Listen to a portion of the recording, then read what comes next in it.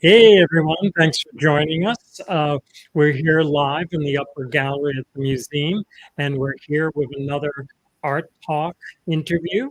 And we should be having some good speaks, so thanks again for tuning in. You could, if you're a YouTube user registered, you could text in and make some comments, but we're in for another great show. Uh, Coming up on the screen will be the title of the exhibit, which is Drawings of Hoboken, Changing and Enduring Places by Darren Kall. And we open on Sunday, so this is going live a few days before. Uh, and the exhibit will run from Sunday till October 27th, a good run. And these are all drawings by Darren. And let's bring Darren up onto the screen. Welcome. Hi, Welcome. Bob. Hey. Hey. So this presentation we're doing tonight is a little different because normally you'd be sitting, we'd be sitting next to each other in the upper gallery. So what's going on? Where are you? All right. So I'm actually not living in Hoboken anymore. I live in Ohio. And so, you're being able to do this remotely. It's really helped out because it's not just a hop and a skip to come down to the museum. That's right. So I want to thank Grand Hoppe for setting it up. Otherwise, we'd be maybe just doing this on the telephone. I'm not sure, but it's pretty cool. It's pretty cool. So, basically, we're presenting a series that you did in the 1980s, and Yes. these are line drawings. Could you maybe just in your mind, what was it like living in Hoboken in the 1980s as you reflect back? You're in Ohio now, but do you look fondly on your Hoboken years?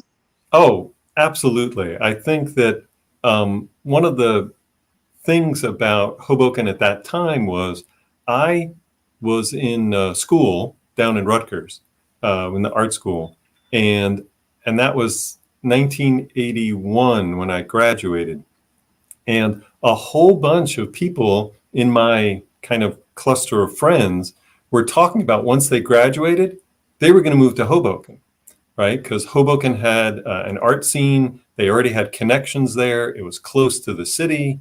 And many of them were aspiring to have careers in art, but couldn't afford to live in the city. And Hoboken was, very much a welcoming environment for artists at that time. So I didn't take that path. I went off to graduate school out of state. I was gone for a number of years. And when I had the opportunity to move back, I thought, well, I'm going to move to Hoboken, right? That's a no-brainer. That's where I'm going. And yeah, it was, I think, a perfect fit for me at the time. And it was a very lively place under a lot of change, which was also very exciting. But no, still think of it as one of the best places that I've lived. And I hopped around a little bit. Sure. So what was that gap from Hoboken, like 4 or 5 years or 2 years or? I was there from 85 to 89. Right, Yeah. which were good years. And Yes. did you have a studio in the same place you lived, or did you have a separate place, or? No, it was all in my railroad apartment. I had the studio was actually where you came in through the front door, and then it led down in the rooms up to the front of the street, which was where my bedroom was. So yeah, just your typical Hoboken, railroad apartment in a brick apartment building out on Adams. Okay, you remember the address? The number I don't recall right now, but it was on the corner of 8th and Adams. I've been there since the building's gone, and there's a new, living complex on that corner that wasn't there when I was there. Right, got it. You remember your rent? Oh my gosh, no. Okay, sorry to. Yeah, that's a long time ago, Bob. For some reason, those type of numbers, stick in my head, and I'm not sure why. But obviously, the rents would be much higher today. Yes. And there probably would be a good chance the building might still be there, but Yes. rather than the railroad apartment, it would be billed as a luxury condo. But Yes. Yeah. sounds like Yeah. they started fresh on that corner. Um, and where would you hang out? Were you pretty social around town, or? Yeah, actually, because I still, by the time I moved there, some of my friends had moved on, but there were still a couple of them in town. So, Adams was a little bit farther away from the activity of the avenue, but I had very good friends who lived on Bloomfield, and I think it was between 6th and 7th. So oftentimes I'd go there. A lot of the social activities were with their friends and neighbors who lived in that area. But if I had a go-to hangout place, it was O'Neill's, which I think is still there. It is, yeah, Yes. Fifth and Garden, I think. Yeah, absolutely. Right. It was near the park, I think. Correct. Yeah, diagonal, right off the park. Yeah. Still going strong. In fact, recently they were shooting some scenes for a new Bob Dylan film, and they Oh, transformed Moran's to be like a bar in the village. So they that's added great. different signage, but it's back to Moran's for sure. That's Um, great. and so what? I mean, I'm looking in the background and I see kind of abstract art. The work that you're showing here in the museum from the 80s is definitely more realistic. And Yes. so obviously changed paths. But what got you going on, shall we say, line drawings of Hoboken architecture, buildings, and businesses? Yeah. So, for my own personal pathway, the journey that I was on doing artwork, when I entered Rutgers, working in the art department, I had done very realistic drawings and paintings. Coming out of high school, that was really my focus, and the more detailed I could get it, the better. And so I went to art school and had all my impressions changed.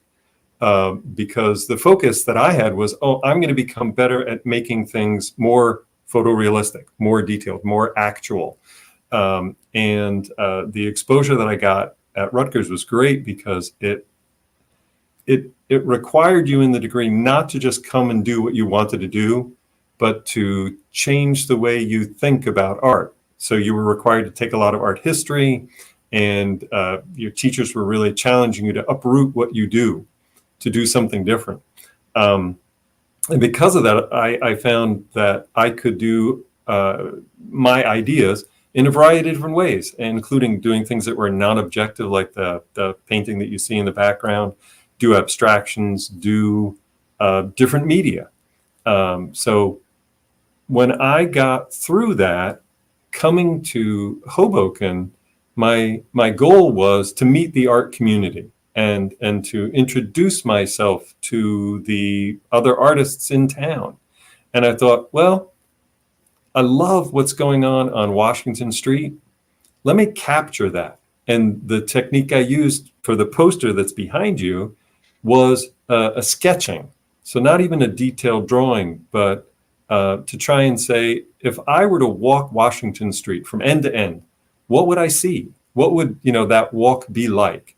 And so that's what I captured in the poster. And the motivation there was, yes, to capture the storefronts and the buildings and kind of the pace of how long that street is, but more to capture the people and what they were doing. And that, I think, gives a real feel for how the town was. I'm sure we'll talk about, you've got questions. When we spoke before, you had questions about things that were in the poster.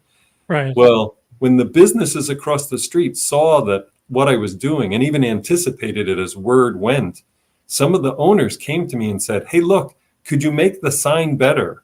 I'm going to be fixing that. And I'm like, if you fix it before I get there, yeah, I'll draw it that way. But if you have a broken window, I'm drawing a broken window. If your doors are closed, I'm drawing a closed door. Sure. So that's how it was. Right. That's it. We'll look at some details of that poster a little later.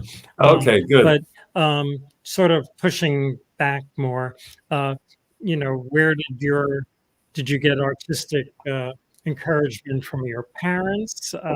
Did they kind of set you in that direction? Were they encouraging? That kind of Yeah, background would be interesting. yeah, absolutely. I think that I had a lot of support and a lot of, if you will, direction for my artwork. In that, you know, a lot of kids have a basement playroom or a rec room or things like that. I grew up in my grandparents' house, and what my grandparents and my mom did was set me up at a very young age with a studio down in the basement. So instead of a room, filled with toys and things, I had a drawing table. I had shelves for art supplies. I had, a table set up.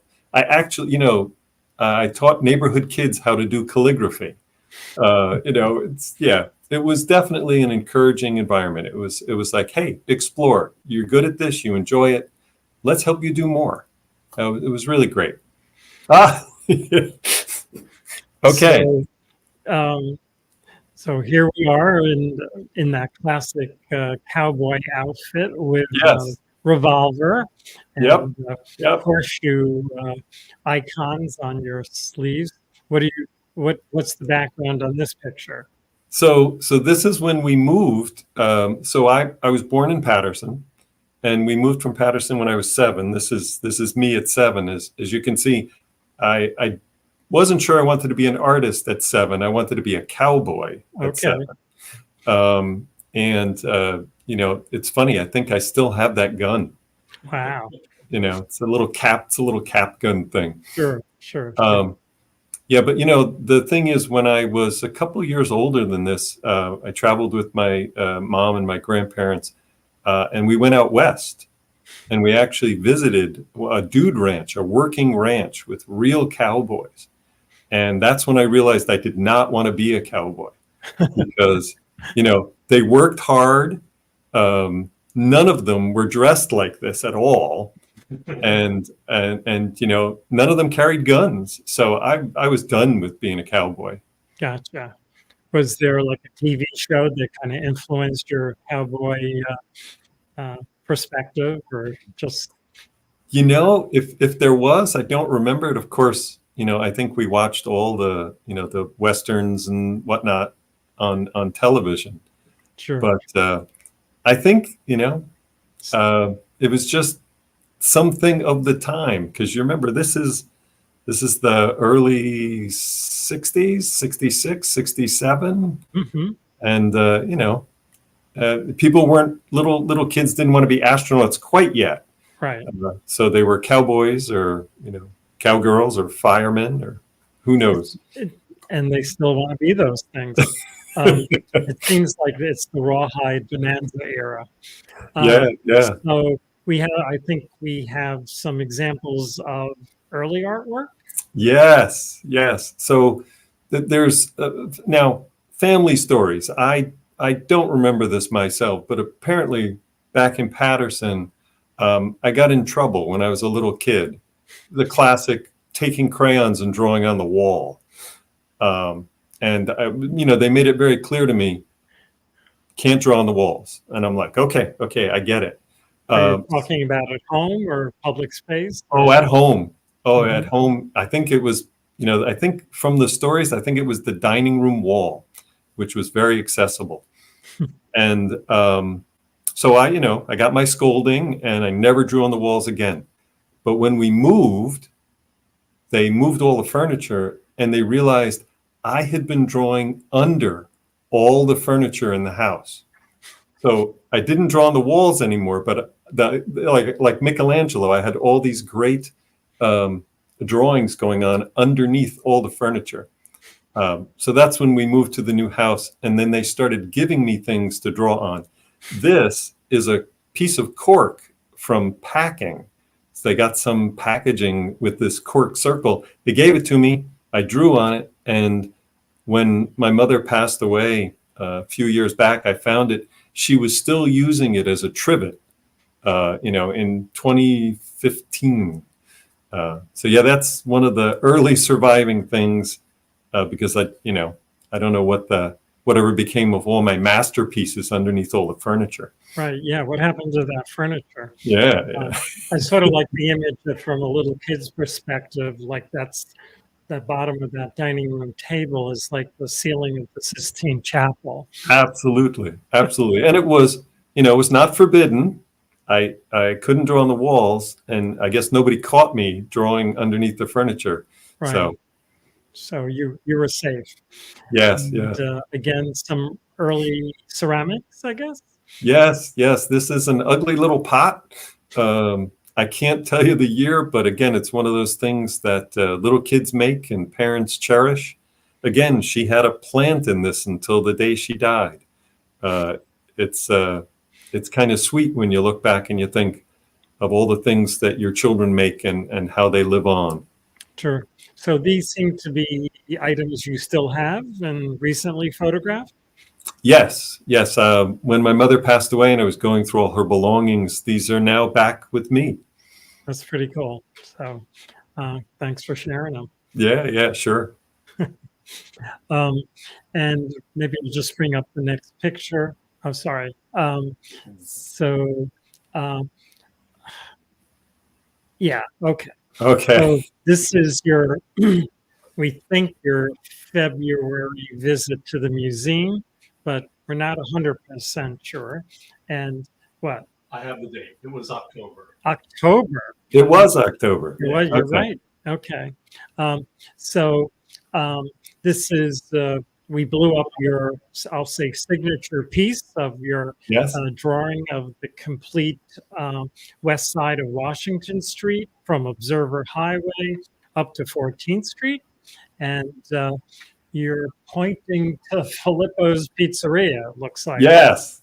Yes. So was that a hangout or? it was. It was definitely a hangout. The thing I'm pointing to is actually a little sketch of me in front of Filippo's Pizza, because I cheated, right? I was capturing things that happened on the street as I was sketching them, but I snuck a little image of myself into the poster. That's Cool. me carrying a portfolio of my artwork heading downtown. So those are the days when artists actually carried portfolios. Yes, yes. Oh my gosh, Bob. If I could look back on all the hauling that I've done, it would be much easier just to carry it on my phone or Right. put it up on a website. Now these were the days where you were bumping and nudging people on the PATH train with your portfolio because it's this big thing, and you don't want anybody to crush it.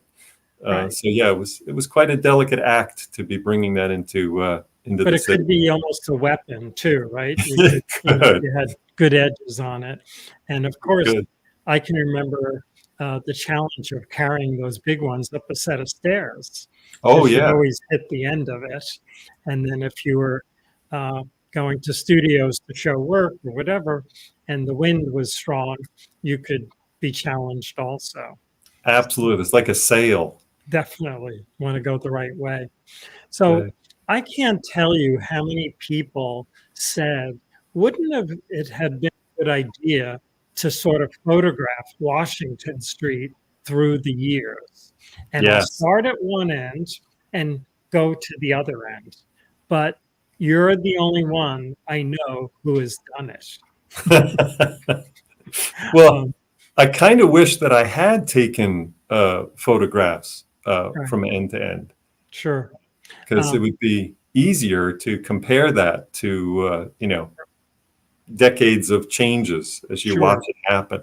So when we did do our Washington Street 2023, McKevin Shaughnessy, who has been around Hoboken, you may have met him or he might have been around. He Yes. was a graduate of Cooper Union, and he still does a lot of art. He does all our design work, I would say, Yes. 98%. And he did photograph it. So maybe we'll send you those files, and who knows, something could come from that. That'd be great. I remember saying we would do that. I just kind of lost sight of it. But Yeah, we do have a pretty good shot of Washington Street end to end in 2023, 4. 2023. Okay, Yeah, very cool. yeah. Could He be a little earlier. I'm not he sure. he So did just the want to make graphic. it clear, what you did is you went on site on Washington Street, Yeah. set up. You had what was your equipment? What did you bring to do this? Yeah, so I had a folding chair, one of the old kind, not the typical kind you see nowadays. So we're talking about the kind that had the green and white webbing and the aluminum pipes. A lawn chair. Yeah, a lawn chair, like you take to the beach or something. And I started down on Observer Highway. Across the street, I'm sitting on the east side, and I had a small board that went on the arms of the folding chair, and I had my strip of paper. And what I had done ahead of time, this is made up of 19 separate strips of paper, which were then reassembled and turned into the poster. But I had pencils, erasers, my ink, and my pens, and I would position myself and do a little pencil sketch, see what was going on, and then I would ink it in. Then I would fold my chair, move up to the next building, sit down, draw the next one, so on and so forth, all the way up the avenue. And over what period of time? It took me about 2 weeks, all day. All day could be an hour if it was raining and I had to run, or it could be 8, 9 hours on a stretch. And then there was work in the studio afterwards, finishing up details, making it all come assembled, printing. But I'd say about 2 weeks of actual drawing. Wow. And have you ever done anything like this since, where you had like that continuity and follow up and so on? I've done smaller projects, never one this big, doing what I think of as a Main Street sketch. Mm-hmm. It was a big endeavor. You got to have. I wanted to also have a block of time instead of doing some now and leaving the project unfinished and coming back to it. So it was, life got busy. It was kind of hard to find a two-week block to do another one. I meant to go back after my destination was to get this ready for the art festival down at the station, the Lackawanna station. But my goal was to go back and do the east side. I thought, hey, next year I'll do the east side, and then people could have posters, side by side, right, west and east. And I got very busy and never got back to it. Right. Well, the side is more interesting. More commercial enterprises. Yes. So, yeah.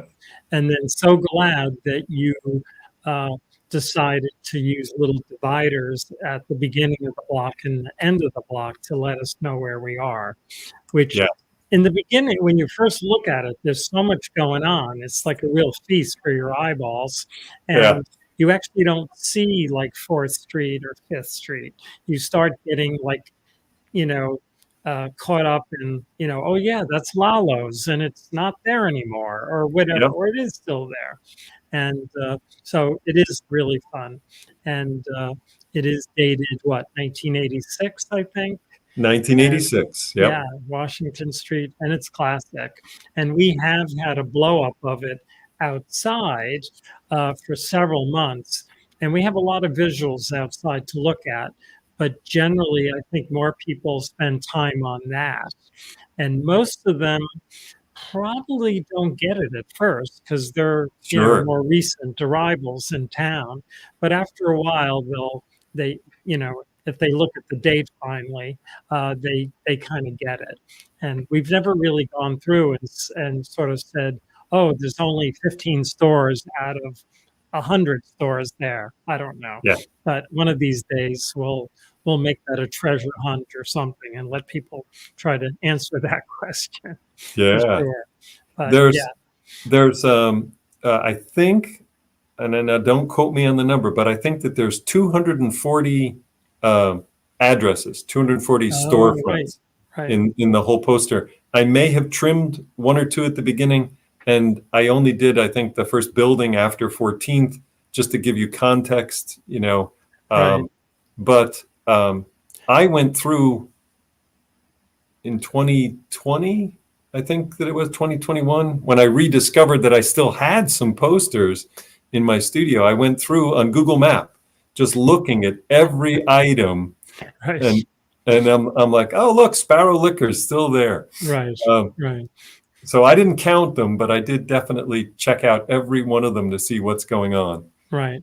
So what, had they been stored in a flat file, or they were wrapped up and behind something in the garage, or? No, no. So when the pandemic hit, actually the painting behind me was from a solo show that I had here in a town north of here in Ohio. And the show was a disaster because we had planned it and I'd been working on these paintings. And then the pandemic hit and nobody was going to art galleries because that's a public event. So the gallery owner, she canceled the opening. She's like, we are not going to be inviting people into the gallery. We'll still hang the show. And she even doubled the length of the show, but nobody came because nobody was going out. And I thought, well, I'm not going to work on materials for the next show. I'm going to clean my studio, which, any artist will tell you, they postpone that for decades. And then, things just pile up. So I was cleaning, I was throwing things out, and I found a flat file of a box that had the remaining Hoboken posters in it. And I pulled it out and I showed my wife and I said, I'm going to throw these out, right? Who wants a 35-year-old poster? In Ohio. In Ohio, right? Nobody. But then I thought, wow, what the heck? I'll put some up on Facebook and see if anybody buys them. And they started to sell. And I was really surprised that people were interested. But then they started telling me their stories. They remember them from their childhood. They remember them seeing them in the ice cream store, or, this is where, I went to dinner where my husband proposed to be married. And so all these stories started coming out. And then I thought, well, okay, I'll set up an Etsy site. And I started selling them through that. Pretty cool. And Yeah. just mentioning that you have donated a lot. I don't know if it's all of them, but a good pile. I'll say, what, 2 inches, 3 inches? And Yeah. we have been selling them, and I think we sell them for $20. Very good. And we have many. We hope to sell a lot more because of this exhibit, obviously. Good. And, Good. we'll be actually putting them up in the upper gallery, rolled up in an old crock I have, and they'll just be very accessible. Once you get them in the flat file, it can be challenging. Yeah. Just pull it out, roll it up, and all that. So we'll cut through a little. So I guess we're looking at. I'm glad that they're selling, because I was selling them on Etsy, and some of them were going far away, California, Florida. Some of them went to Europe, but mostly they were people in Hoboken or people near Hoboken who were buying them. Right. And I thought, well, what a shame, right? They're buying them from me in Ohio, only to have me to ship them to New Jersey. And the museum was nice enough, like you said, to enlarge it and put it outside. People saw it and said, where can I buy that? So now I donated all the remaining posters to you guys. So these are the original print. Now, I printed some for the art festival, and in that article you can see, and they sold, and I did another printing. There was a gallery in town that used to sell them for me there. But when I moved, I must have taken the extras with me in 1989. So you have them now. You have them all, and I'm glad to see people buying them and supporting the museum. Well, again, thank you. And it's a great story. It's from Hoboken, Ohio, and then back to Hoboken. Yeah. receive a lot of artifacts from people, and I always say everything comes back to Hoboken eventually. So it's kind of fun. That's great. Yeah. And so you look very different. I just have to say that. I tell you, that guy had a lot more hair than me. Who is that in the That's picture? why I wear a hat, so I can relate. Yeah. Yep. No, that was a me. The reporter, which I think is no longer printing, right? Correct. Yeah. They got wind of this. They did a story, and then they had me pose. This is not me on the street actually doing the drawing. This is me posed with the poster, pretending to be drawing the I poster. see the bottom. Yeah. So I'm sort of backtracking a little. You probably did the inking at offsite when you were finished the drawing? Or would you ink No. on the street? No, most of the inking I actually did on site on the street. Wow. I was using a repeatograph, which I don't know if you know. Yeah. They always jam. They always jam. And I think it was very annoying because that's, I had a whole strip, but 3 times during the making of this, I had to throw the strip out. Right. Because ink blotted or it caught Right. on a little fiber of paper. There's always the shaking thing. Right. Always the shaking thing. The technology made a great line, but it was not an easy tool to work with. Right. You got a detail of one. That's great. Right. So we got some details, and looks like we're starting on Observer Highway. Well, yeah, this is a City chunk Hall. of the poster, so it'll be actually you'll see Newark Street and First Street, and Right. but the poster runs this way, and you've taken a chunk here. But I have a story to tell. Please. So I was relatively new to town, right? I moved there in '85, so a year later, there were a lot of people who were captured on the street from my drawing, and I didn't even know who they were, right? So I always thought, if you look, there's City Hall on the second line there, and there's this guy out in front with a megaphone, and I thought he was a protester. That people said, no, that's the mayor. He used to come out when he had things to say to people and shout it out on the street. Right. Yep. It used to be when the Daily News did a cover story on Mayor Pizzetti at that time period. It said Mayor Tom Pizzetti, the wackiest mayor in the country. I believe it. Yeah. I believe And it. he was very proud of that and had a copy on his office wall. Oh, I bet. I'm trying to figure out what stores are still here. There's Sparrows, but Sparrows? has very different signage. Yes. And Dunkin' Donuts is maybe a different location, and then we have like 7 of them around town. Right. And, I don't think anything is there. There's Fabio's. Oh man, I remember them. Ooh. Yeah. There was and Jade Lee Kitchen, no. And Carl, no. That would be what Basic Foods is now. Panera. Okay, right. Yeah, it's all different. All different. And you see things in the poster that are surely not there, and not in this little chunk. But we had 2 video rental stores on Washington. Sure. And I've had people look at this and say, "What is that? What's a video rental place?" Palmer Video on the Oh, there it is. There's one of them. Yeah. Yeah. And Blockbuster would be up there. So what else here? McDonald's is still there, and probably the same location. Still on 3rd? Yep. Yeah. They used to have a sign said 7-course dinner, at whatever, $6.99, and condiments included one of the courses. Salt and pepper. That's funny.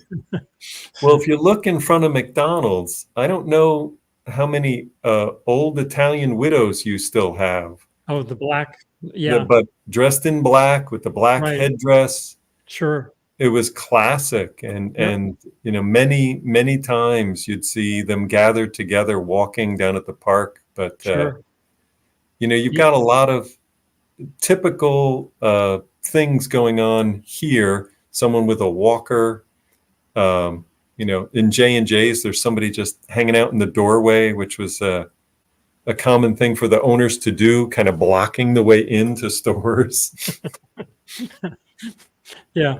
And, of course, no one looking down at their cell phone, no electric No, bikes, no scooters.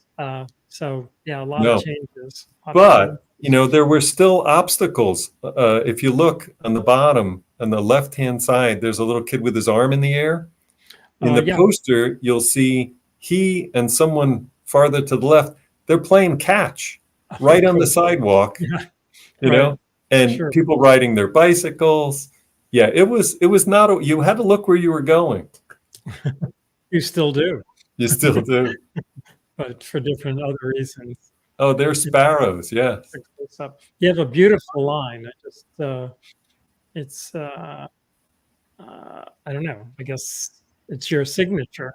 It just has a nice quality to it. Yeah. Well, you can see the difference between that, which was a sketch done quickly, Right. and small. Remember this, it's blown up big here, but that's about an inch high Right. on the poster. It's tiny. That's why you need that rapidograph, that really Yes. fine line. Yes, because you're trying to get some little details in there. And then this is a bigger drawing. I think this Right. one's in the show, right? Yeah, we have I think 13 images, drawings that were not part of the streetscape, the west side of the street, and so they're kind of standalone.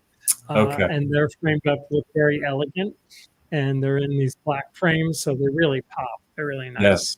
Yeah, I can see them behind you. They look great. That's right.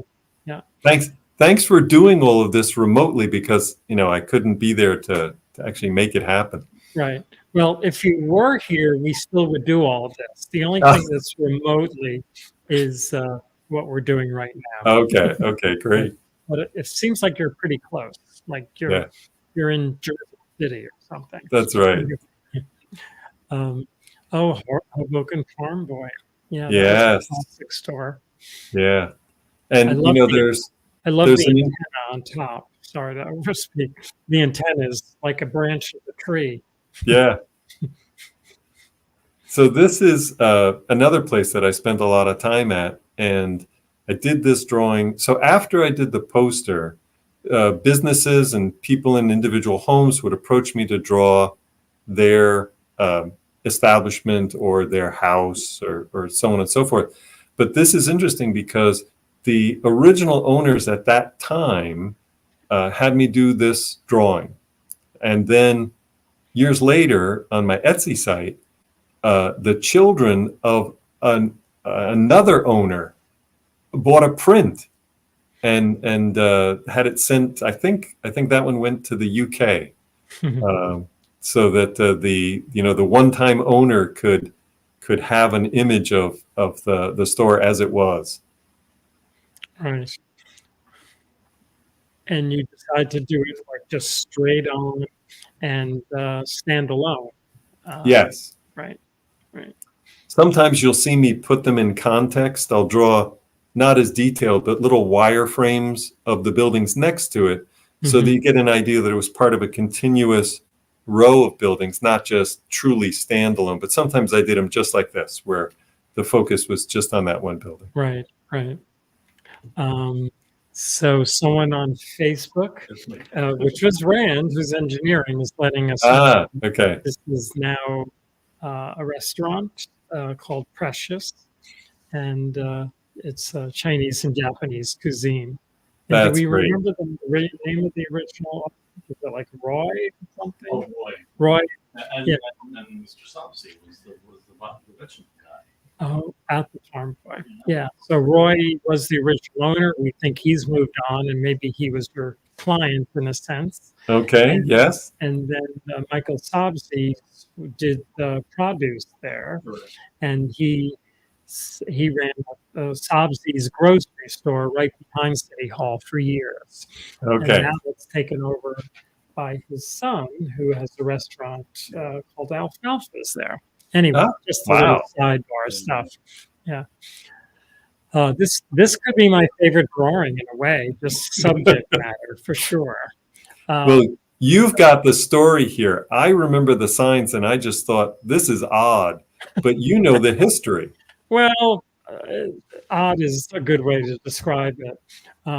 So this was kind of a basic sign you saw when you drove into Hoboken. I believe there were two of them, one at the north end and one at the south on Observer Highway. Yep. And I'm thinking this really good minutia, but I think this is at the south end. And it could be either, though. It's hard to tell. This is the south end. Okay, This got is. lucky. And the building behind it is probably part of Windsor Wax, which was just demolished. And, Okay. Hoboken is a nuclear-free zone. That sign no longer exists. And it was sort of like everyone, I don't know, there was probably a group, in the 70s, it was here when I first came here in 81. So late 60s, early 70s, a group just, kind of got on the campaign like we want to be a nuclear-free zone.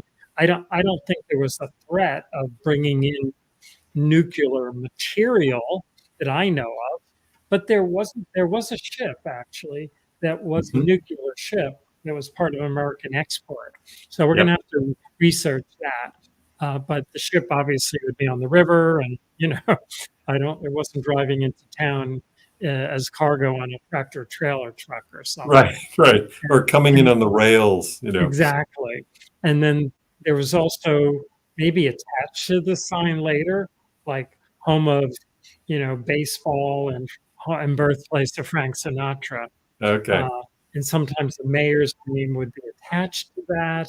And then when the mayor would change, they put another name on top of that and whatever.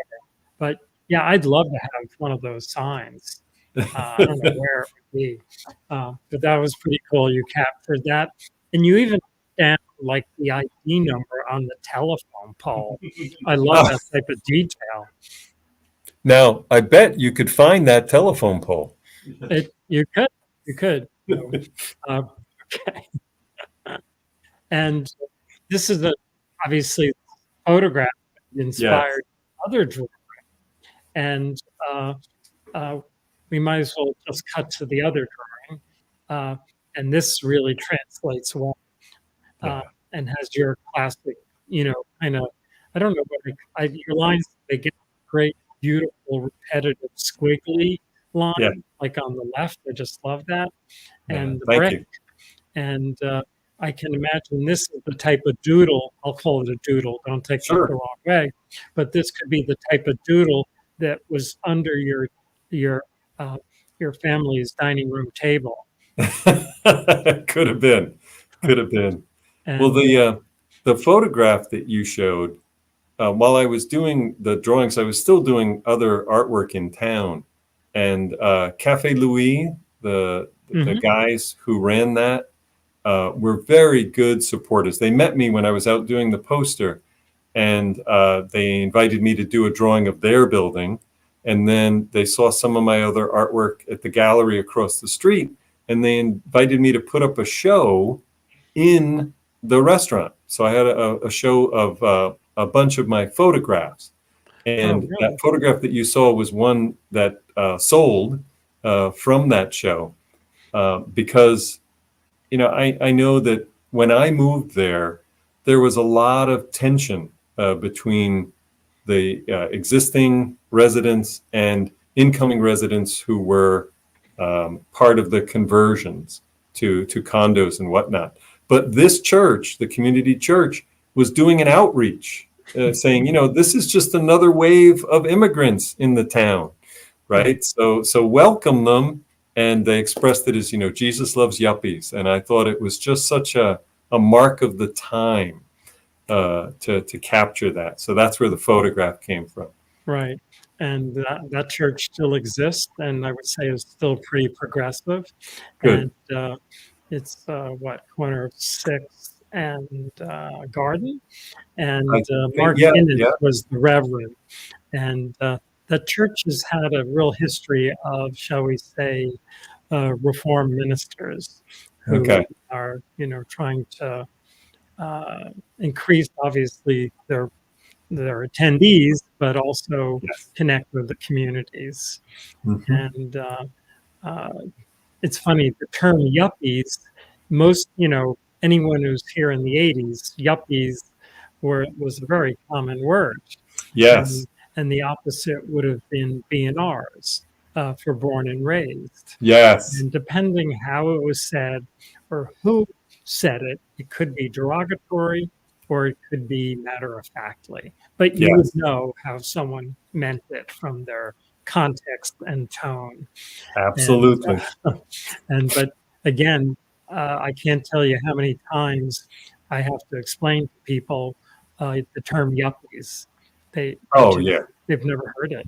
Yeah. They've never Faded. heard it. Yeah, it faded, definitely. Sure. I'm glad you captured that in the drawing. It really fits in well with the 1980s time, Yeah. for sure. And this is kind of a group shot of a lot of your Hoboken drawings, and I guess with prices. That's right. Is it Yeah, there you Etsy go. site or This is actually from my Etsy site, right? Right. and it's showing just a variety of house drawings, buildings, and whatnot. There's an observatory. Not all of these are Hoboken. Right. These are from other towns and other places. But the ones that sell, I think, the most are actually the Hoboken ones. Hmm. Right. There's people love the community in a way that I haven't seen in other places I've lived. And thank you for saying that. I think it's true. So just go back to that one again. I forgot. So some of them you add color. Would that be like from the request of who maybe the patron was to begin with, or how did Yes, that go? yes. Sometimes I start off with drawing up. I've actually thought about doing like a Hoboken coloring book, um, because some of these line drawings lend themselves well to then just taking watercolors or crayons and things and filling them in. But if you look at the brick one, kind of three down on the left-hand side, this was an interesting one where the color of that building, and this is a relatively recent Hoboken drawing, it's not one of the ones from the 80s. That brick is so much darker red than its neighbors if you see it in real life. Mhm. And I thought, I've got to accent that for this couple. The wife of the couple was buying it as a gift, I think, if I'm not mistaken. And so I did two versions, one just the black and white, one with color. And she likes the black and white, but he likes the colored version. So they have them both hanging up, I think, now. Okay. And the color on the top, it's just that's one of the oldest observatories in the United States. It still has a functioning telescope. It's out here in Cincinnati, and that was for their 150th anniversary of the building. And I thought, again, the chalky orange of the brick really worked well with the night sky. So that's why I put color in there. Sure. I think the color, I'm looking at 1012 Bloomfield there, and the color is pretty interesting. And then it contrasts with the line next to it. So maybe at some point we'll talk about a 1980s Hoboken coloring book. It's very There you go. specific there. There you go. And then it's funny, the drawing, I'm sorry, Rand, if you could just go back to the one, the drawing of the, is it the radiator place? Oh, yeah. Far right. Somehow we did not get that file. Maybe it got sent very early, but it wasn't in the group. And I'd love to get a copy of that one also. Okay, I can. That's long since gone. Oh, yeah. As I remember, it was like the west side of town, like 13th or 14th Yes. Street, and a Yep. funny little it was one of those streets that when you made the turn, the cobblestone was sticking out of the Yep. asphalt, and it was like the end of the world for Hoboken. It really was. It's on Adams. So Okay. it was, I was on 8th. I think you're right. I think it was up on 13, 14, somewhere Yeah. deep in West there. side. West It side. was kind of a ghostly part of town. Right. A lot of industry, a lot of dark corners. And sure enough, I had to take my car up there for repairs. And I'm like, oh my gosh, this place has not changed since the 50s. Right. So that was not a commission. No one paid me to do that. I'm like, oh, this place is great. So I sat out there at risk to my own life and did the drawing. Yeah. Yeah. And now, if you look now, I think it's a bus depot or like a Yeah. Part storage of for Academy transit. Bus. Yeah. Yeah. Yeah. Yeah, just So, a big parking lot. right. And you can see the Palisades behind it. Yep. It's, Up I on the hill. really like that one. So, I'll get you the file. I think we didn't select that one for the show because okay, there's more yeah. Hoboken drawings than we could fit in the Right. gallery. Right. And that one, I think we just left. Had to leave something out. We'll find space. We'll find space. Okay. Thanks. And so now, you leave Hoboken, you have, we lost you, but how did you end up in Ohio? What brought you there? Family connections or? So when I left Hoboken, it was for work. I should also say that I was running another business when I was living in Hoboken. I was running a consulting business doing something that had nothing to do with art. And my other degree at Rutgers was in experimental psychology. Huh. So that's my career path. That's where I've made money over the years. And so that work took me to Holmdel, and the commute just became too much, and that's why I moved. But from there, I moved to Highland Park from Hoboken, and then from Highland Park to Plainfield, and then from Plainfield to Seattle. Seattle. And then from Seattle to Ohio. So the Ohio move was, yes, to get, our son was born, and we decided to either get close to my family in New Jersey or my wife's family in Indiana. And I found a great job in Ohio. So we moved to Ohio, which was very close to her family. Gotcha. A little bit of hopping around. Mm-hmm. Mm-hmm. But tell us about this image. Oh, okay. So this is a montage of a photograph project that I did.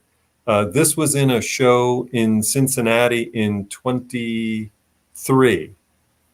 And the theme of the show, multiple artists were to interpret the theme of modern still lifes. So still life, long tradition in art, vegetables on shelves and flowers wilting, things like that. But they wanted to see what's your twist on a still life.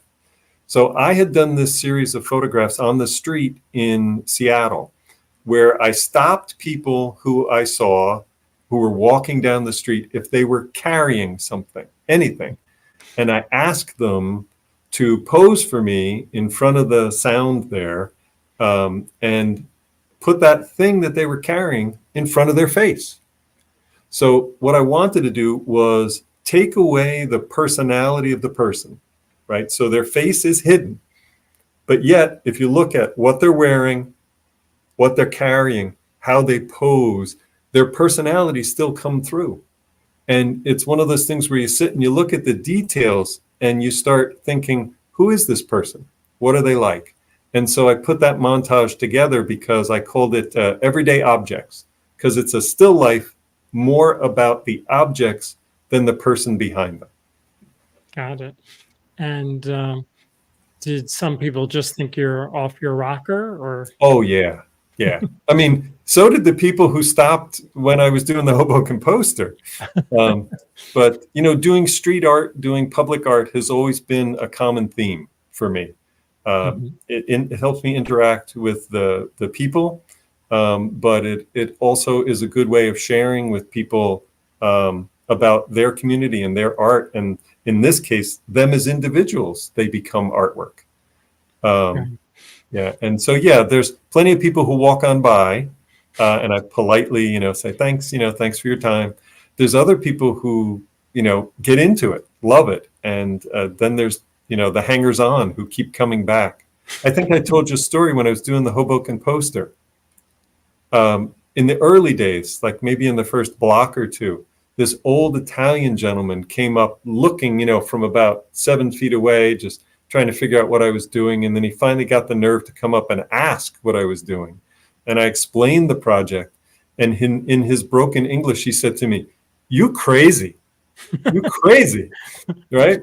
And I thought, well, that's it. He's going to go away. But that man came back almost every day, bringing other old Italian friends and relatives to show them the crazy guy on the street doing the drawing. And was that down by City Hall, or? No, it was probably on First or so. Okay. But yeah, he kept following me for days. Yeah, Okay. It was great. It was great. So he could have been crazy, right? No, I don't think so. Okay. And so a different medium. Yes, this is cast aluminum. I carve figures out of, believe it or not, styrofoam, and connect them up to their base, and then I bury the styrofoam in oiled sand. Just pack it all around, and then you pour molten metal, and the metal replaces the styrofoam almost instantly and fills the void in the sand where your styrofoam character was. Wow. It's like sand casting, which is an ancient technique, but I never heard of it with styrofoam. It's kind of brilliant. Yeah, it's a technique I learned actually back in Rutgers. I'm going to pull back my professor. Phil Ornstein was my sculpture teacher. And, we were burning all sorts of things to see what worked well. Wax is the traditional one, but that right. sometimes would all glop up in your pointy corners. And some other plastics and things made nasty fumes. And styrofoam, because it's just so airy, it worked perfectly. Perfect. Just, garbage packing styrofoam became our medium of choice. So is this work from the Rutgers time or more recent? No, it might have been right after I graduated. I'm not sure, because the summer after, I did a little apprenticeship with an artist named Paul Baylog. So it was either at Rutgers or thereafter. Paul Baylog did some monumental sculptures in Perth Amboy. And when I was working with him, I was helping him actually construct them. But it was from that time period. So right. 81-ish, something like that. Right. And, I think of myself as a sculptor. While I do many medium, the place I feel at home, the one that I enjoy the most, is actually doing sculpture. So more of a public art project, or? Yes. This is a commission I had for a neighborhood, actually in North Dayton, section of town just north of Dayton, Ohio. It's a interesting historical neighborhood that has always been a little like a second-class part of town. You can't tell from these pictures, but it's where the factories were. It's where the immigrants were brought over from Hungary and other countries to work in the factory.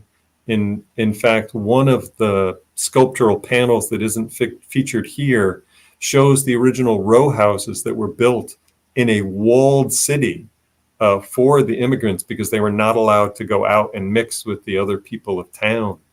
And it's rich in this history, but many of the buildings of that area are long gone.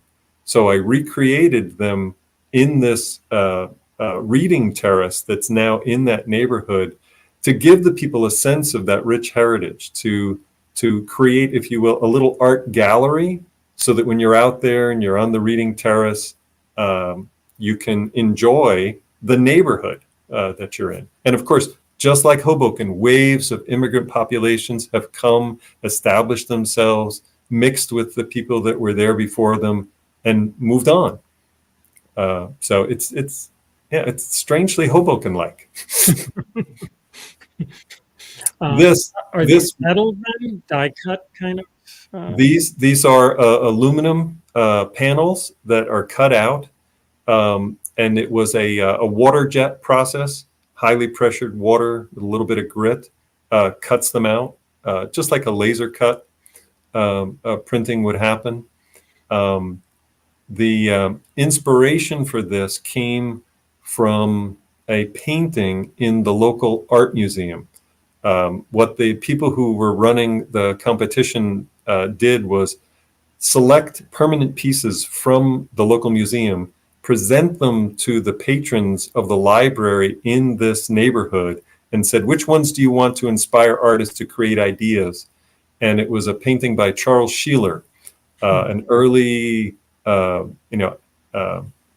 he represented a lot of industrial themes, but he had kind of cubist skies. So I took that sky and I took the theme of buildings, brought the history of the neighborhood in, took the idea to embed things in the fence. And this is the mansion which the Duncarrick family would be in, also in this neighborhood, but outside the fence of the, or up on the hill, right? Up on the hill, definitely. It's cool. But that must have been a fun project and had the public input, and you yeah. get to see it. Yeah.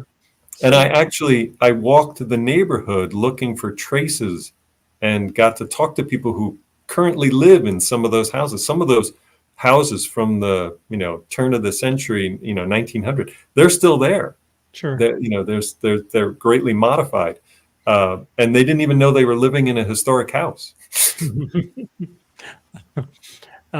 And again, a very different type of piece. Yes, this is porcelain.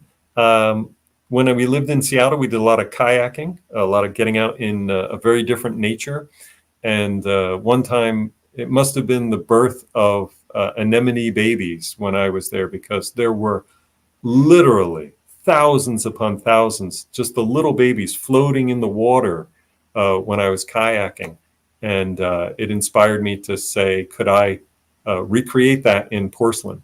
And so I did these for years. I made, there's another one, different glazes and different materials.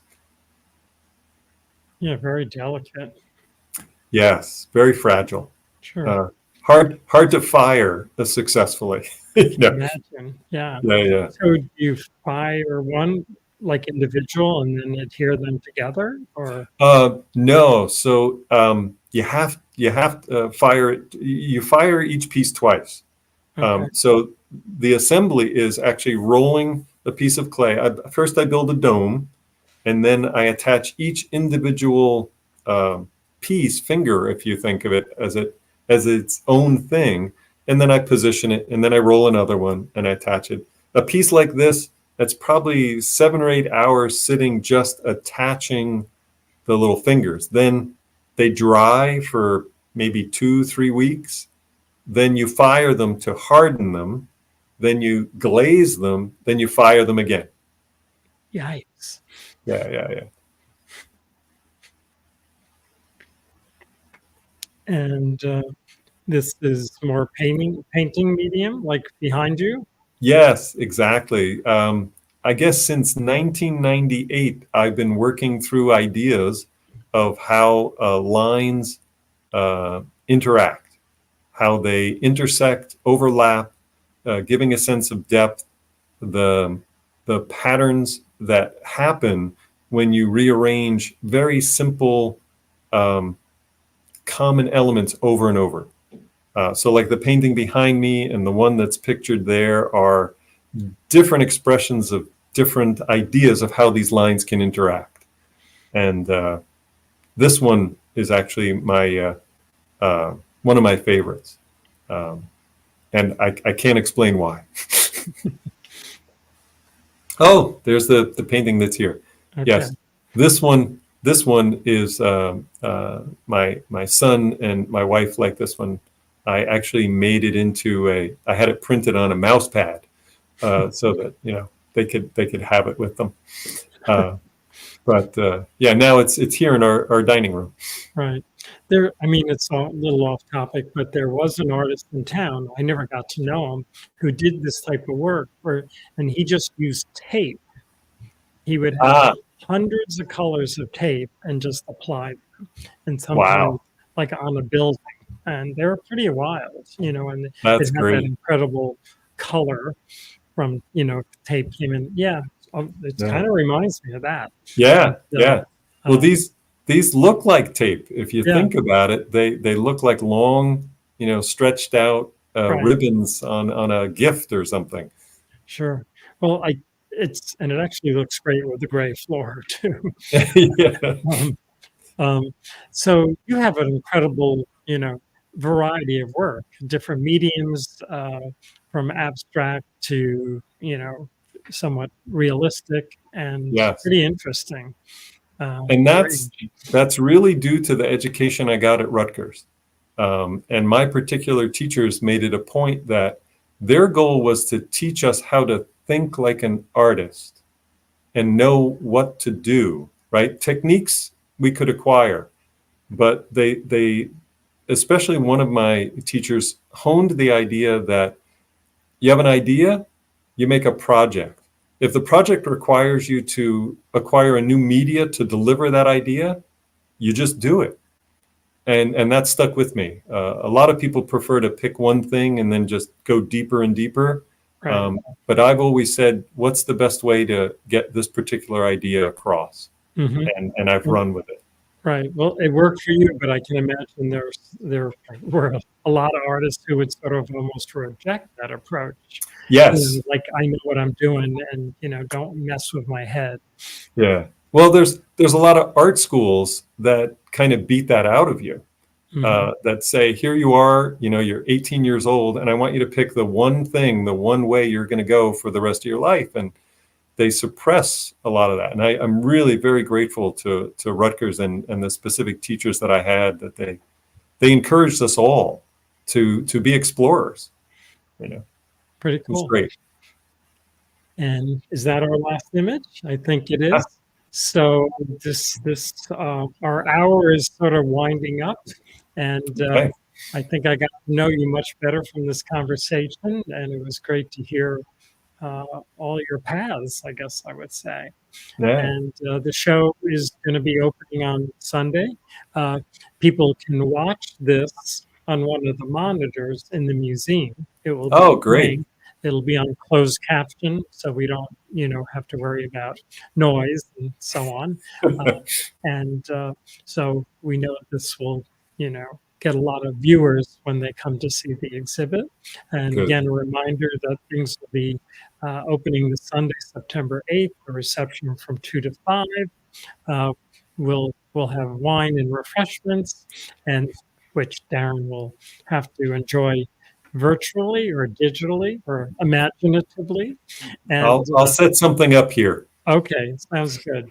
We'll have a wine cam. And then October 27th, the exhibit will close. And I'm so glad you did not throw out those 200, what are we, 24 by 36 posters of the Yeah. West Side of Washington Street. I feel, at this point, they're historical. They're Yeah. almost 40 Yeah. years old, and could have been lost in a way. Yeah. So that's pretty cool. So we're going to close out here. Any last thoughts, Darren, you want to say? Well, I just got to say, I've gotten to enjoy talking to you over the last 2 years. Right. I think it's a shame we didn't know each other back in the day. True. Because I think we would have, just been talking from then until now. We're Right. both Right. both very appreciative of Hoboken, and I am so glad that you guys reached out, putting on the show, hanging the poster, because it's remarkable to me that something that I did that long ago is of interest Sure. to But people. it is So history. It's a time capsule. Same yeah, here. yeah. Thank you. Okay. Say hi to the Buckeye State for us. Can do. Okay. We just have a few thank yous. We want to thank Hudson County Office of Cultural and Heritage Affairs They support the Upper Gallery art exhibits. Big shout out to Gina Hewling, uh, Joe Wax, and Brian Murray.